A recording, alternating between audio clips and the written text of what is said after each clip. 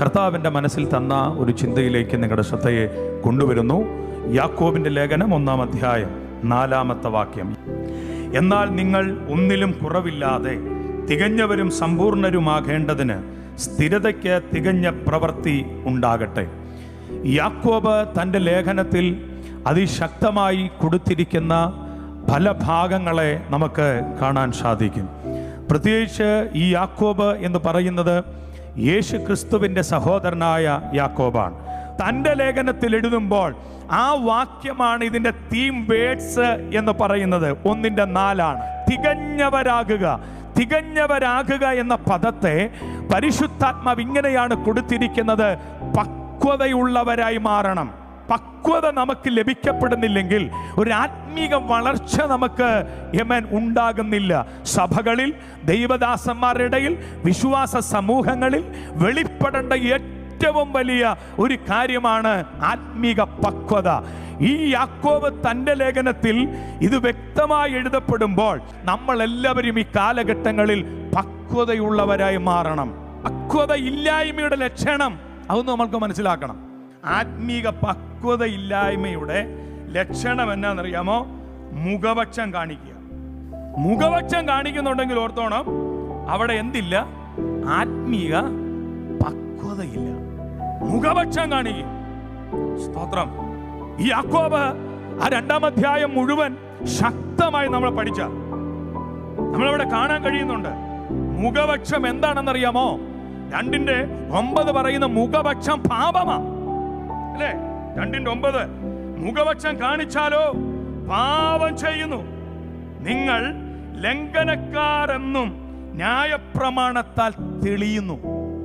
ചെറിയവനെയും വലിയവനെയും തരംതിരിക്കുക. ഇത് ദൈവം വെറുക്കുന്ന ഒന്നാ. പക്വത ഇല്ലായ്മയുടെ ലക്ഷണമാണ്. പക്വതയുള്ളവനാണോ അവൻ എന്തില്ല? മുഖപക്ഷമില്ല. തികഞ്ഞവരാകണം. സകലരും തികഞ്ഞവരാകണമെന്ന് ദൈവം നമ്മളെക്കുറിച്ച് ആഗ്രഹിക്കുക. മുഖപക്ഷം കാണിച്ചാൽ പാപം ചെയ്യുന്നു. അപ്പോൾ ഒന്ന് ഓർത്ത് നോക്കിക്കേ, നമ്മൾ മുഖപക്ഷം കാണിക്കുന്നുണ്ടോ? ചെറിയവനെ, വലിയവനെ. അങ്ങനെ നമ്മുടെ ജീവിതത്തിനകത്തുണ്ടെങ്കിൽ ദൈവമക്കൾ മറന്നു പോകരുത്. നമുക്ക് അന്യഭാഷ ഉണ്ടാകാം, കൃപാപരം ഉണ്ടാകാം, മറ്റു പല കാര്യങ്ങളും നമുക്കുണ്ടാകാം. പക്വതയില്ലെങ്കിൽ തമ്പുരാൻ ഇഷ്ടമല്ല. നമ്മൾ പാപം ചെയ്യുന്നു.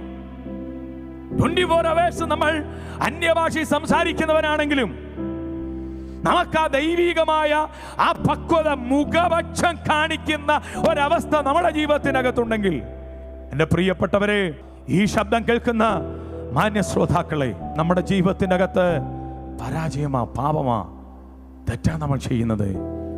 ദൈവത്തിന് ഇഷ്ടമല്ലാതെ, ദൈവത്തിന് ഇഷ്ടമില്ലാത്തതാകയാൽ നമ്മൾ തോറ്റുപോകും. കർത്താവ് പറയുന്ന ഒരു കാര്യമുണ്ട്. മത്തായി സുവിശേഷം 7:1-2 വാക്യങ്ങൾ വായിക്കുമ്പോൾ, നിങ്ങൾ വിധിക്കപ്പെടാതിരിക്കേണ്ടതിന് നിങ്ങൾ ആരെയും എന്ത് ചെയ്യരുത്? വിധിക്കരുത്. വിധിച്ചിട്ടുണ്ടോ?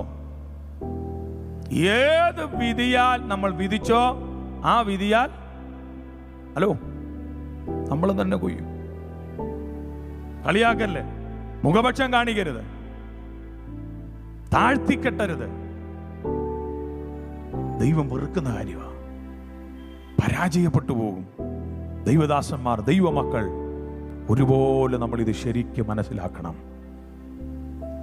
നമ്മൾ താഴ്ത്തിക്കെട്ടുന്നവൻ നമ്മളെ താഴ്ത്തിക്കെട്ടും ദൈവം. നമ്മൾ തോറ്റുപോയി കഴിഞ്ഞാൽ ദൈവത്തിന് നമ്മളെ ഉപയോഗിക്കാൻ പോലും പറ്റുകയില്ല. നമ്മൾ അളക്കുന്ന അളവിനാൽ, അവിടെ പിന്നെ കൊടുത്തിരിക്കുന്ന അളക്കുന്ന അളവിനാൽ നമുക്ക് എന്ത് ചെയ്യും? നമുക്ക് അളന്ന് കിട്ടും.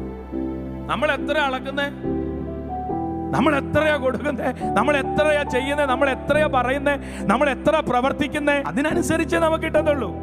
അതുകൊണ്ട് ദൈവമക്കൾ മറക്കല്ല്.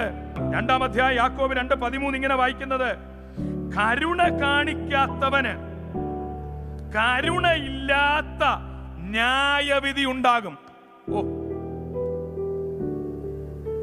യാക്കോബിന്റെ ലേഖനം ദൈവമക്കളെ ഞാൻ ഉത്സാഹിപ്പിക്കുക. സമയം കിട്ടും മൊത്തം ഒന്ന് വായിക്കണം. കുത്തിയിരുന്ന് പറ്റുവാണ് അതൊക്കെ ഒന്ന് എഴുതിയാലും നല്ലതാണ്. കുറച്ചെങ്കിലും നമ്മുടെ മനസ്സിൻ്റെ അകത്ത് കയറും. കാരണം നമ്മൾ ക്രിസ്തുവിൽ അനുഗ്രഹിക്കപ്പെട്ടവരാകും. പ്രഹസനം കൊണ്ട് കാര്യമില്ല. എന്ത് ചെയ്യണം അറിയോ? യാഥാർത്ഥ്യമായ ജീവിതം ജീവിച്ച് ദൈവത്തിന് പ്രയോജനപ്പെടണം. ഈ തലമുറയിലും നമ്മളത് കൈമോശം വരാതെ കാത്തു സൂക്ഷിക്കാനുള്ള ദൈവകൃപ നമുക്ക് വേണം. മുഖപക്ഷം കാണിക്കരുത്, കരുണ കാണിക്കണം. കരുണ കാണിച്ചില്ലെങ്കിൽ വചനം പറയുന്നത് എന്നറിയാമോ? കരുണയില്ലാത്ത ഒരു ന്യായവിധി നമുക്കുണ്ടാകും. നമ്മൾ കരുണ കാണിക്കുന്നില്ല. ഒരുത്തൻ വേദനയോടെ, ഒരുത്തൻ സങ്കടത്തോടെ വരുമ്പോൾ അവനെ വെറും നിരാശയോടെ മടക്കി അയക്കുന്ന ഒരു സ്വഭാവ പ്രകൃതിയാണോ നമുക്കുള്ളത്? പക്ഷേ ദൈവമക്കൾ തിരിച്ചറിയുക, കരുണയില്ലാത്തൊരു ന്യായവിധി എനിക്ക് നിനക്കുണ്ട്. കരുണ കാണിക്കേണ്ടടുത്ത് കരുണ കാണിക്കാൻ കഴിയണം. കരുണ കാണിക്കേണ്ടടുത്ത് കരുണ കാണിച്ചില്ലെങ്കിൽ കരുണയില്ലാത്തൊരു ന്യായവിധി, ചിന്തിക്കാൻ പോലും വയ്യത്. തമ്പുരാൻ പറയും, ഞാൻ നിന്നെ അറിയുന്നില്ല. ഞാന് അൻഡമാൻ സൂക്ഷിക്കുന്ന ആളാ. ഞാൻ ഇത്ര വർഷം കർത്താവിനെ സേവിച്ചവനാ. എനിക്കൊത്തിരി പാരമ്പര്യം പറയാനുണ്ട്. കരുണയില്ലാത്ത നിനക്ക് കരുണ കിട്ടുമെന്ന് വിചാരിക്കല്ലേ. അതൊരുപോലെ വചനം ശക്തമായി നമ്മളെ പഠിപ്പിക്കുക. അതുകൊണ്ട് ദൈവമക്കൾ ഓർത്തോണം, കൂട്ടുകാരനെ നിന്നെ പോലെ തന്നെ എന്ത് ചെയ്തോണം? സ്നേഹിച്ചോണമെന്നാ പറഞ്ഞല്ലേ. അപ്പം ദൈവത്തിന് എന്തില്ലെന്നറിയാമോ? മുഖവശമില്ല. അപ്പോസ്തല പ്രവൃത്തി 10:34 അതുപോലെ റോമാലേഖനം 2:11 എല്ലാം വായിക്കുന്ന ഇങ്ങനെ, ദൈവത്തിന് മുഖപക്ഷമില്ല. ദൈവത്തിന് മുഖപക്ഷമില്ലാത്തതുകൊണ്ട് ദൈവത്തെ സേവിക്കുന്ന ദൈവമക്കൾക്ക് എന്തുണ്ടാകാൻ പാടില്ല? മുഖപക്ഷം ഉണ്ടാകാൻ പാടില്ല. മുഖപക്ഷം ഉണ്ടാകുന്നെങ്കിൽ ഓർത്തുകൊള്ളുക, പക്വതയില്ലായ്മയുടെ ലക്ഷണമാണ്. കർത്താവ് ചോദിക്കുന്നു, സ്വന്തം കണ്ണിൽ കോലിരിക്കുമ്പോൾ മറ്റുള്ളവന്റെ കണ്ണിലെ പറഞ്ഞേ കരടെടുക്കുന്നവർ. നീ നിന്നെ തന്നെ വിധിക്കണം. നമ്മൾ നമ്മളെ തന്നെ കാണണം. നമ്മളിൽ ഒത്തിരി വേണ്ടാത്ത കാര്യങ്ങൾ ഇരിക്കുമ്പോൾ മറ്റുള്ളവനെ വിധിക്കാൻ നമ്മളാരാന്നാ കർത്താവ് ചോദിക്കുന്നേ.